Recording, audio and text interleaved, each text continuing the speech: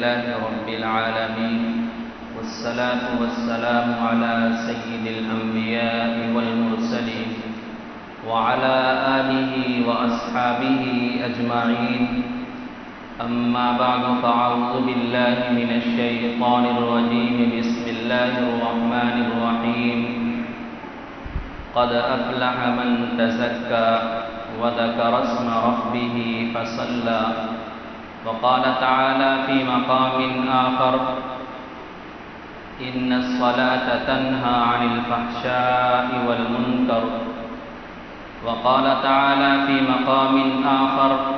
يا أيها الذين آمنوا قوا أنفسكم وأهليكم نارا. وقال النبي صلى الله تعالى عليه وسلم: قرة عيني في الصلاة، او کما قال علیہ الصلاۃ والسلام. خالق نے کیا بنائی ہے نور نظر نماز، خالق نے کیا بنائی ہے نور نظر نماز. اندھیرا تھا جہاں میں گر نہ ہوتی نماز، اور پڑھتے رہو تو چہرے پہ نور ہے، پڑھتے رہو نماز تو چہرے پہ نور ہے، پڑھتے نہیں نماز تو اپنا قصور ہے.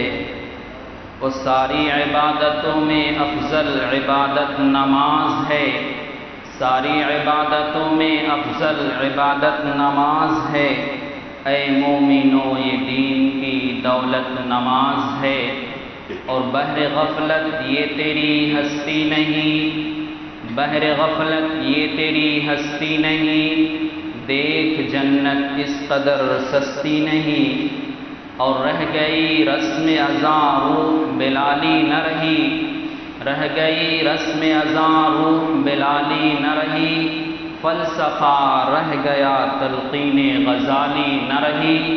مسجدیں مرثیاں خواہیں کی نمازی نہ رہے،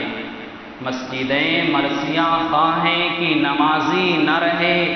یعنی وہ صاحب اوصاف حجازی نہ رہے. معزز سامعین کرام اور میرے واجب الاحترام بھائیوں، دوستوں اور بزرگوں، جیسا کہ میں نے آپ حضرات سے یہ وعدہ کیا تھا کہ پھر کبھی موقع ملے گا تو انشاءاللہ العزیز میں سیرت رسول پر تذکرہ کروں گا.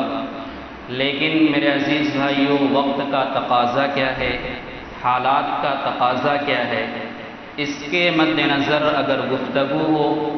تو زیادہ بہتر اور مناسب ہوتا ہے. اس لیے میں نے موضوع کا انتخاب بدل دیا ہے، تبدیل کر دیا ہے. انشاءاللہ العزیز جیسے ہی یہ مہینہ یعنی کہ سفر المظفر کا مہینہ اختتام ہوگا، اور قریب قریب اختتام کو ہو بھی رہا ہے، اور ایک مہینہ آنے والا ہے جسے ربیع الاول کہا جاتا ہے، پھر انشاءاللہ اس مہینے میں مستقل سیرت رسول پر تذکرہ کیا جائے گا. اس لیے میں نے حالات کو دیکھ کر اس کے مطابق فیصلہ لیا کہ کس موضوع پر گفتگو کیا جائے تاکہ وہ باتیں میرے لیے بھی مفید ہوں اور سامعین حضرات کے لیے بھی مفید ہوں. اس لیے میں نے موضوع کا انتخاب چنا ہے کہ نماز کی اہمیت، نماز کی فضیلت، نماز کا مقام. تو میرے عزیز دوستو، غور سے سنیں، توجہ سے سنیں اور دل جمعی کے ساتھ سنیں. وقت بہت ہی مختصر ہے، اور مختصر وقت میں گفتگو کرنا بہت ہی بڑی بات ہے کہ اس کو اختصاراً ذکر کر دیا جائے. یہ بہت کم ایسا ہوتا ہے، کیونکہ یہ موضوع ایسا موضوع ہے کہ اس کے لیے گھنٹوں وقت چاہیے. لیکن انشاءاللہ العزیز میں کوشش کروں گا کہ آپ حضرات کے سامنے کچھ ایسی بات آ جائے جو میرے لیے مفید ہو اور آپ سب کے لیے بھی مفید ہو. میرے عزیز بھائیو، اللہ تبارک و تعالیٰ قرآن پاک میں ارشاد فرماتے ہیں کہ ان الصلاۃ تنہی عن الفحشاء والمنکر. ہم اپنے علماء سے، اپنے مقررین حضرات سے، اپنے پڑھنے پڑھانے والوں سے بارہا سنتے رہتے ہیں اور اس کے مضامین کو سمجھتے رہتے ہیں، لیکن غور کرنے کی بات ہے کہ اللہ رب العزت فرماتے ہیں کہ بے شک ان الصلاۃ تنہا عن الفحشاء والمنکر، بے شک نماز تمام بے حیائی، تمام خرافات، تمام گناہ، تمام جتنی بھی کمیاں ہیں سب سے روک دیتی ہیں، منع کر دیتی ہیں، بچا لیتی ہیں۔ لیکن وجہ کیا ہے کہ ہم اور آپ نماز بھی پڑھتے ہیں، الحمدللہ 5 وقت کی اذان ہوتی ہے، ہم بھی شریک ہوتے ہیں، آپ لوگ بھی شریک ہوتے ہیں، لیکن کیا ایسا معاملہ ہے ہمارا اور آپ کا کہ ہمارے اندر تبدیلیاں نہیں آ رہی ہیں، ہمارے اندر جو مقام ہونا چاہیے وہ نہیں آ رہا ہے، ہمارے اندر جو اکابرین کی صفت تھی وہ صفت نہیں آ رہی ہے، ہمارے اندر جو صحابہ کرام کا مقام و مرتبہ تھا، جو ان کا عمل و کردار تھا ہمارے اندر نہیں آ رہا ہے، نبی پاک علیہ الصلاۃ والسلام کا جو اخلاق تھا، جو کردار تھا، جو معاملہ تھا، کیوں نہیں پیدا ہو رہا ہے؟ اس پر غور کرنے کی ضرورت ہے۔ نماز تو پڑھتے ہیں الحمدللہ، الحمدللہ تہجد بھی نصیب ہو جاتا ہے کبھی کبھار، الحمدللہ اوابین بھی پڑھنے کی سعادت ہو جاتی ہے، الحمدللہ اشراق پڑھنے کی بھی سعادت کبھی کبھار ہو جاتی ہے، لیکن ایسا معاملہ کیا ہے کہ ہمارے اندر تبدیلیاں کیوں نہیں آ رہی؟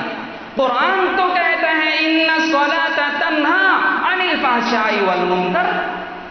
کہ اے بندو، خواہ وہ مومن ہو، خواہ وہ مرد ہو یا عورت ہو، سب کو جب وہ نماز پڑھے گا یا پڑھے گی تو وہ تمام گناہوں سے، تمام خرافات سے بچ جائے گا۔ لیکن عجیب معاملہ ہے کہ ہم نماز پڑھتے ہیں تو گناہوں سے اور دیگر خرافات سے کیوں نہیں بچتے؟ تو پتہ چلا کہ ہماری نماز وہ نماز نہیں ہے، تو پتہ چلا ہماری تہجد وہ تہجد نہیں ہے، تو پتہ چلا ہماری اوابین وہ اوابین نہیں ہے، ہماری نماز اشراق وہ اشراق نہیں ہے۔ جو صحابہ کرام کا تھا، جو نبی پاک علیہ الصلاۃ والسلام کا تھا، جو اکابرین کا تھا، وہ ہماری نماز نہیں ہے۔ ہم تو کھڑے ہو جاتے ہیں نماز پڑھنے کے لیے، لیکن کبھی ہم نے غور کیا کہ ہم کہاں پر کھڑے ہیں؟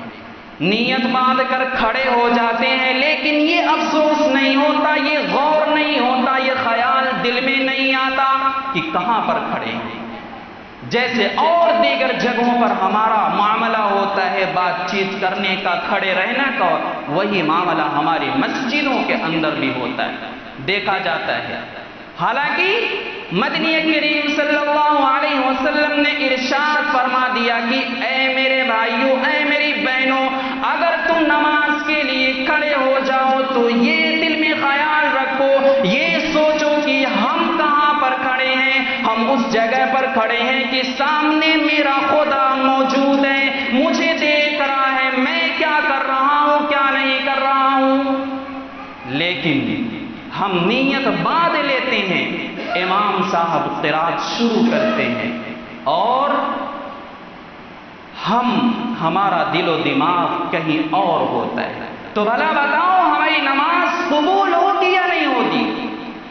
ذہن میں ایک واقعہ آ رہا ہے، بانی دارالعلوم دیوبند حضرت مولانا قاسم نانوتوی رحمت اللہ علیہ، سب کہو رحمت اللہ تعالی علیہ، یہ اتنی بڑی شخصیت ہیں، اتنے بڑے عالم ہیں، بتلایا جاتا ہے کہ ان سے کسی نے عرض کیا، کسی نے سوال کیا کہ مولانا صاحب ہمیں یہ کیسے پتا چلے کہ ہماری نماز قبول ہو گئی؟ ہمیں یہ کیسے معلوم چلے گا کہ ہماری ظہر کی نماز قبول ہو گئی؟ تو دارالعلوم دیوبند کے بانی دارالعلوم دیوبند کے حضرت مولانا قاسم نانوتوی رحمت اللہ علیہ نے بڑا پیارا جواب دیا کہ اے بندے، دل کھول کر، کان کھول کر سنو، جب تمہیں ظہر کی نماز تم نے پڑھا اور پڑھ کر اپنے گھر کو گیا یا کہیں اور کو گیا، اور جب عصر کا وقت آیا اور تجھے عصر کی نماز پڑھنے کی توفیق مل گئی، نصیب ہو گیا، تو یہ سمجھو کہ تمہاری ظہر کی نماز قبول ہو گئی۔ اور اسی طریقے سے جب تم نے عصر کی نماز پڑھ لی اور مغرب کی نماز آئی اور مغرب کی نماز پڑھنے کی نصیب ہو گیا، آپ کو توفیق مل گیا، تو یہ سمجھو کہ ہمیں عصر کی نماز بھی ہماری قبول ہو گئی۔ لیکن ہمارا معاملہ کیا ہے، ہمارا کیریکٹر کیا ہے کہ ایک نماز ہم نے پڑھا، دوسری نماز، دوسرے وقت کی نماز ہم نے ضائع کر دیا۔ تو اس سے یہ پتہ چلا کہ ہماری نماز قبول نہیں ہوتی بقول حضرت مولانا قاسم نانوتوی رحمۃ اللہ علیہ۔ لیکن میرے عزیز بھائیوں، کتابوں میں ملتا ہے کہ نماز کا چھوڑنا، نماز کا ترک کر دینا، نماز کو غائب کر دینا، یہ کتنا بڑا گناہ ہے۔ حدیث پاک میں آتا ہے کہ نبی کریم صلی اللہ علیہ وسلم نے ارشاد فرمایا، بین العبد و بین الکفر ترک الصلاۃ، کہ بندے اور مومن کے درمیان نماز کا ترک کرنا کفر ہے۔ کفر، بندے اور کفر کے درمیان نماز کا ترک کر دینا ہے۔ اور اسی طریقے سے احادیث میں آتا ہے الصلاۃ عماد الدین، کہ نماز دین کا ستون ہے، نماز دین کا مضبوط ستون ہے۔ اگر ہم نے نماز کو قائم کیا، اگر ہم نے نماز کی پابندی کی، اگر ہم نے نماز پر اپنے آپ کو لگا رکھا، تو سمجھو ہم نے اپنے پورے دین کو سنبھال لیا۔ اور اگر ہم نے نماز کو نہیں ادا کیا، نماز کو قائم نہیں رکھا، تو گویا کہ ہم نے دین کے تمام ستون کو گرا دیا۔ کتابوں میں ایک واقعہ ملتا ہے، حضرت مولانا محمد اسماعیل قاسمی صاحب فرماتے ہیں، ایمان افروز ایک کتاب ہے، اس میں ایک واقعہ ذکر کیا ہے کہ ایک عورت، توجہ سے سنیں یہ واقعہ بہت ہی عجیب ہے، اور اس واقعے سے ہمیں سبق لینے کی ضرورت ہے۔ وہ فرماتے ہیں کہ ایک عورت ہے، اور وہ عورت کسی دکان سے، کسی ہوٹل سے، کسی دکان سے ایک تیل کا بوتل لے کر اپنے گھر کو جا رہی ہے، جس میں تیل ہوتا ہے، کوئی بھی تیل ہو، اس تیل کو لے کر اپنے گھر کو جا رہی ہے۔ اور وہ دور حضرت عمر فاروق رضی اللہ تعالی عنہ کا ہے۔ ہوتا کیا ہے کہ وہ بوڑھی امی تیل کو لے کر اپنے گھر کو جا رہی ہے، اور راستے میں کہیں ٹھوکر لگتی ہے، راستے میں کوئی ایسا معاملہ آ جاتا ہے جس کی وجہ سے وہ بوتل زمین پر گرتی ہے، اور سارا تیل زمین پر گر جاتا ہے۔ اور زمین کی خاصیت کیا ہے، زمین کے اندر کیا صفت ہے، ہمیں اور آپ کو بخوبی معلوم ہے۔ زمین کی صفت اور اس کی خاصیت ہے میرے عزیز دوستو کہ کوئی بھی چیز اس پر گرے تو زمین اپنے اندر اس کو جذب کر لیتی ہے، اپنے اندر اس کو داخل کر لیتی ہے۔ اسی طرح وہ زمین پر جب بوتل تیل کا گرا تو زمین اپنی فطرت کے مطابق اس تیل کو اپنے اندر جذب کر لیا۔ اب بوڑھی امی پریشان، بوڑھی امی پریشان کہ اب کیا کریں، ہمیں تو تیل کی بہت اشد ضرورت ہے، ہمیں تیل کی سخت ضرورت ہے، اب کیا کریں۔ تو بوڑھی امی حضرت عمر فاروق رضی اللہ تعالی عنہ کے دربار میں حاضر ہوتی ہے، اور جا کر کہتی ہے، اے عمر فاروق، اے امیر المومنین، آپ کا دور چل رہا ہے، عدل کا زمانہ چل رہا ہے، انصاف کا زمانہ چل رہا ہے، مجھے انصاف چاہیے۔ امیر المومنین حضرت عمر فاروق رضی اللہ تعالی عنہ پوچھتے ہیں، امی جان بتا تیرا معاملہ کیا ہے؟ تو بوڑھی امی عرض کرتی ہے کہ اے امیر المومنین، میں فلاں دکان سے، فلاں ہوٹل سے میں تیل لے کر اپنے گھر کو جا رہی تھی، اور تیل کا بوتل زمین پر گرا، اور زمین نے میرا تیل اپنے اندر جذب کر لیا ہے، چوس لیا ہے، یعنی کہ داخل کر لیا ہے، اب مجھے تیل چاہیے۔ امی بھی بڑی عجیب تھی، حضرت امیر المومنین رضی اللہ تعالی عنہ فرماتے ہیں امی جان کوئی دوسرا تیل لے لیجیے، میں آپ کو خرید کر دے دیتا ہوں۔ تو امی جان عرض کرتی ہے اے امیر المومنین مجھے کوئی دوسرا تیل نہیں چاہیے، مجھے وہی تیل چاہیے جو میرا بوٹل سے تیل زمین پر گرا ہے اور زمین نے اپنے اندر اس کو داخل کر لیا ہے، مجھے وہی تیل چاہیے، اس کے علاوہ کوئی دوسرا تیل نہیں چاہیے۔ قربان جائیے اس امی جان پر اور ان کے ایمان پر اور ان کے عقیدے پر، لیکن ایک ہمارا ایمان ہے، ایک ہمارا عقیدہ ہے کہ ہم تو نماز پڑھتے ہیں، لیکن یہ عقیدہ یہ ایمان ہمارا اس قدر نہیں ہوتا ہے کہ ہمارا یہ جو معاملہ، ہمارا یہ جو فلاں کام رکا ہوا ہے، ہم جو فلاں پریشانی میں مبتلا ہیں، جو فلاں پریشانی میں شکار ہیں، آج پوری دنیا کے اندر جو آفتیں جو مصیبتیں مسلمانوں میں گھیرے لیے ہیں، اور یہ یقین نہیں ہوتا کہ اگر ہم نماز پڑھ لیں گے تو یہ تمام مصیبتیں، تمام بلائیں، تمام خرافاتیں ٹل جائے گی۔ ایسا ہمارا ایمان اور ہمارا عقیدہ نہیں ہے، اور نہ ہی ہمارے نماز پر ہمیں یقین۔ ایسا لگتا ہے کہ ہم بس ایک خانہ پوری نماز ادا کرتے ہیں۔ تو سن لو، اللہ کے نبی پاک صلی اللہ علیہ وسلم نے فرمایا کہ جس شخص نے نماز کو ترک کیا اس کے ماتھے کے اندر، اس کے پیشانی پر 3 نشانات ہوں گے۔ پہلی نشانی یہ ہوگی کہ اس کے نشان، اس کے پیشانی کے اوپر یہ لکھا ہوا ہوگا ھذا کافر، یہ نماز ترک کرنے والا کیا ہے؟ کافر ہے۔ اب سوچئے، نماز اگر کسی نے ترک کر دیا، چھوڑ دیا، تو احادیث کیا بتا رہی ہے؟ نبی پاک علیہ الصلوۃ والسلام کیا فرما رہے ہیں کہ یہ کافر ہے۔ اب ہر انسان اپنا اور محاسبہ کرے کہ ہم کتنے پانی میں تیر رہے ہیں، ہر انسان یہ جائزہ لے۔ تو میں عرض کیا کر رہا تھا کہ حضرت امیر المومنین رضی اللہ تعالی عنہ اس امی جان سے ارشاد فرماتے ہیں اور کہتے ہیں کہ اے امی جان تم کوئی دوسرا تیل لے لیجیے۔ امی جان عرض کرتی ہے کہ اے امیر المومنین مجھے کوئی دوسرا تیل نہیں چاہیے، مجھے وہی تیل چاہیے جو زمین پر گرا ہوا ہے۔ تو حضرت امیر المومنین کتنی بڑی شخصیت ہیں، کتنے مقام والے ہیں، کتنے مرتبے والے ہیں، پوری دنیا جانتی ہے، اس کا ذکر کرنا ضرورت نہیں ہے۔ تو حضرت امیر المومنین ایک کاغذ کا ٹکڑا لیتے ہیں اور اس کاغذ پر کچھ لکھ دیتے ہیں،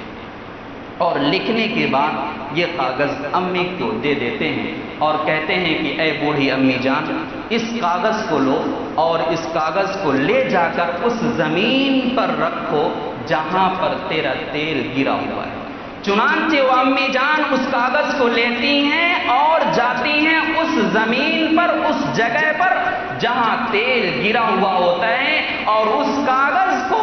اس زمین پر رکھتی ہیں جہاں تیل گرا ہوا ہوتا ہے، اور کاغذ کو رکھنا ہی ہوتا ہے کہ زمین اپنے اندر سے پورا تیل اگلنا شروع کر دیتی ہے، واپس کر دیتی ہے۔ تھوڑی دیر میں وہاں پورا ہجوم ہو جاتا ہے، پورا قافلہ اکٹھا ہو جاتا ہے، پورا مجمع ہو جاتا ہے۔ لوگ سوچتے ہیں کہ یہ ماجرا کیا ہے، یہ معاملہ کیا ہے کہ ایک کاغذ کو رکھنا ہوتا ہے اور رکھنے کے بعد زمین نے جس تیل کو اپنے اندر جذب کر لیا ہے، چوس لیا ہے، اور پھر اس کو واپس کر دیتی ہے، ایسا معاملہ کیا ہے؟ تو کوئی شخص کہتا ہے کہ ارے بھائی کوئی آدمی آگے بڑھے اور اس کاغذ کو اٹھائے اور دیکھے کہ اس کاغذ میں کیا لکھا ہے۔ تو کوئی آدمی آگے کو بڑھتا ہے اور اس کاغذ کو اٹھاتا ہے۔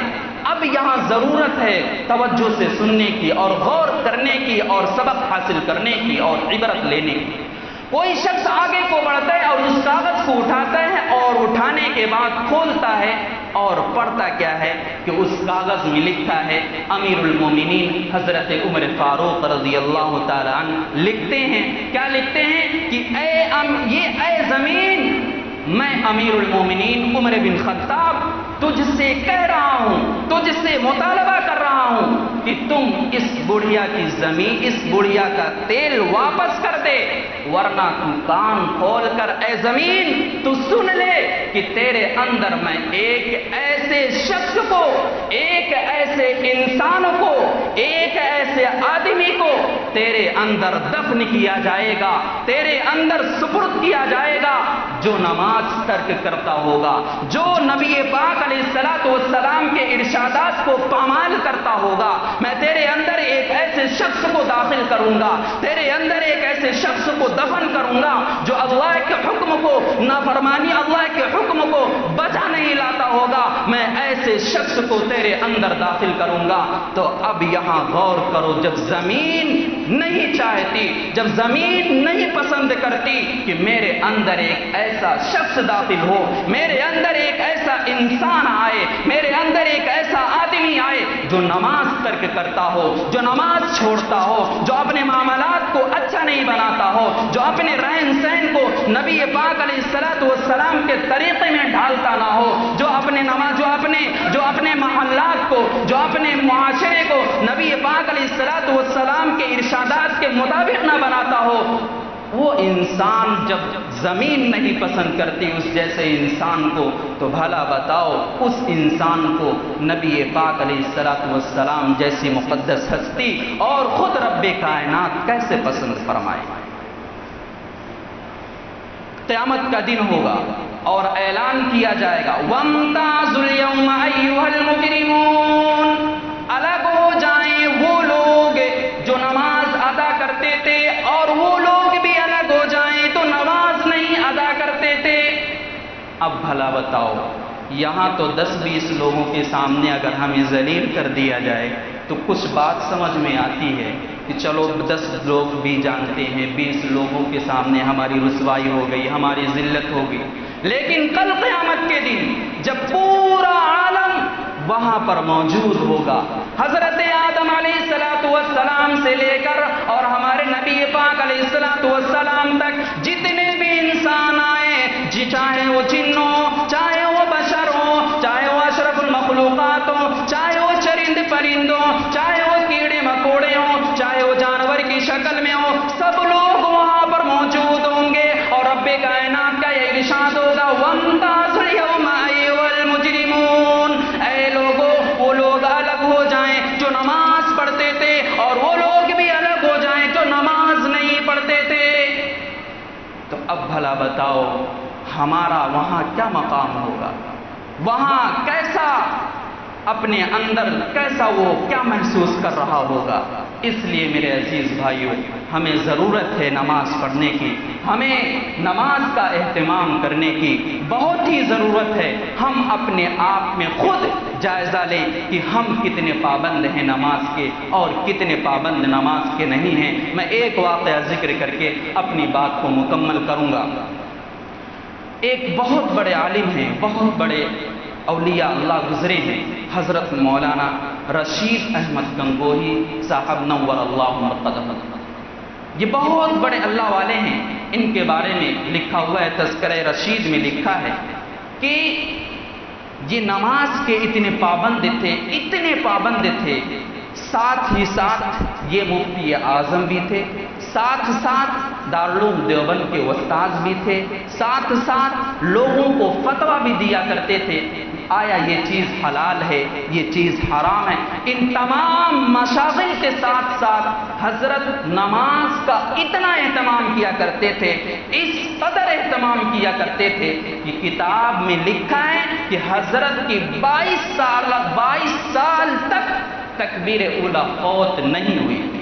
تکبیر اولیٰ اسے کہتے ہیں جو نماز کے پہلے شروع میں جو اول تکبیر بولی جاتی ہے وہی تکبیر اولیٰ ہے، اور حضرت کی 22 سال تک تکبیر اولیٰ فوت نہیں ہوئی، یعنی کہ چھوٹی نہیں۔ اور ہمارا اور آپ کا کیا معاملہ ہے خود جائزہ کریں۔ تو لکھا ہے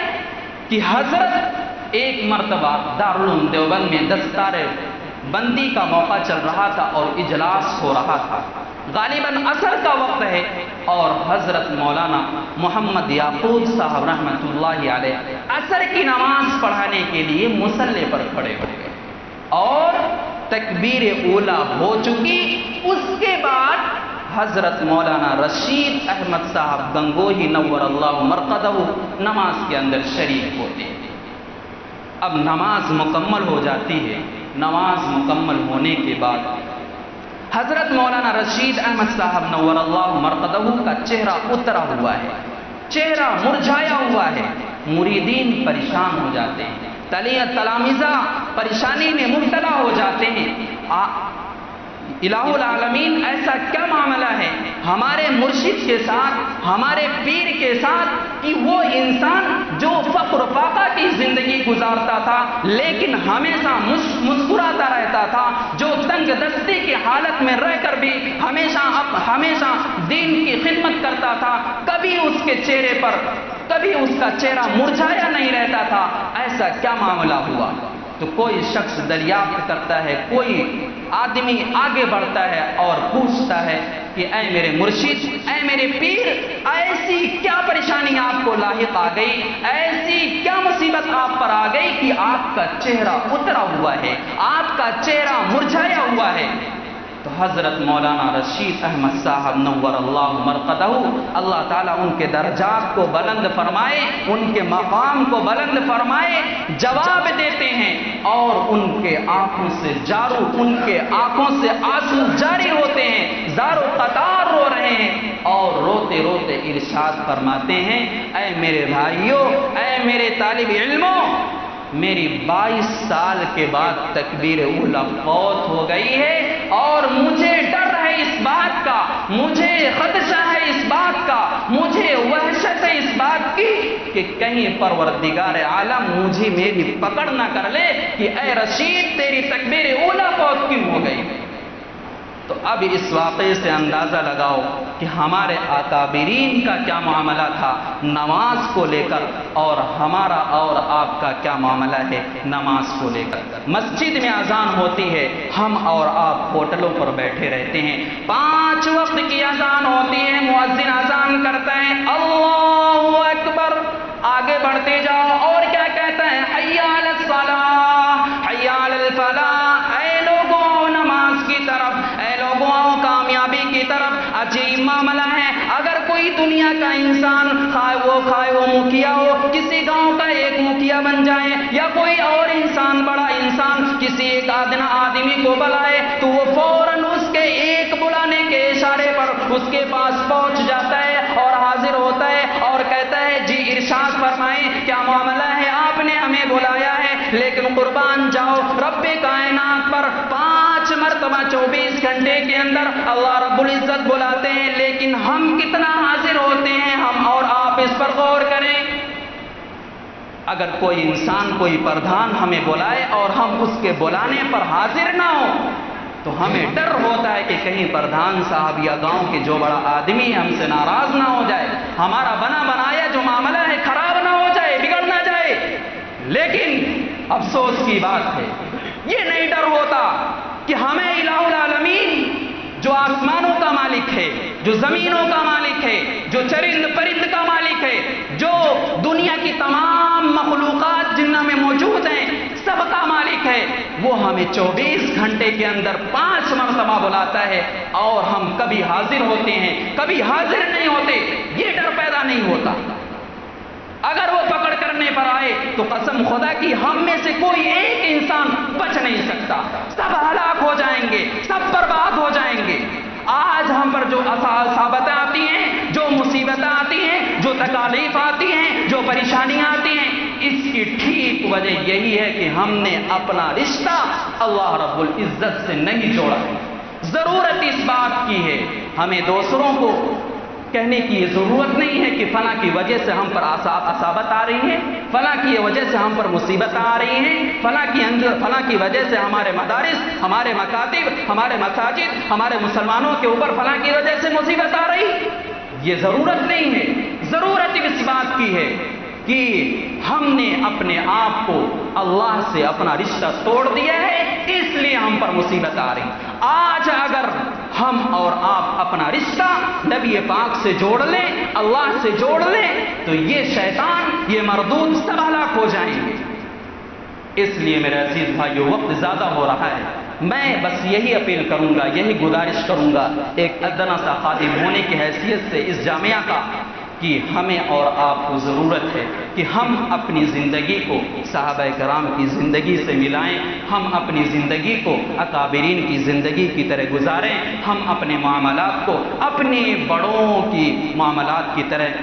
بنائیں۔ ہمیں آگے بڑھنے کی ضرورت نہیں ہے، اگر ہمیں اپنی زندگی بنانی ہے تو ہمیں 1400 سالہ پیچھے زندگی جانا پڑے گا، ہمیں صحابہ کرام کی زندگیوں کو دیکھنا پڑے گا، اللہ کے نبی صلی اللہ علیہ وسلم کی زندگی کو، سیرت کو پڑھنا پڑے گا، تب ہمیں مقام ملے گا، تب ہمیں عروج ملے گا، تب ہمیں بلندی ملے گی۔ اللہ رب العزت سے دعا ہے کہ اللہ تبارک و تعالی مجھ کو بھی اور آپ سب کو نبی پاک علیہ الصلوۃ والسلام کے مطابق زندگی گزارنے کی توفیق عطا فرمائے، اور 5 وقت کی نماز پڑھنے کی ہمیں اللہ رب العزت توفیق عطا فرمائے۔ آمین۔ وآخر دعوانا الحمدللہ رب العالمین۔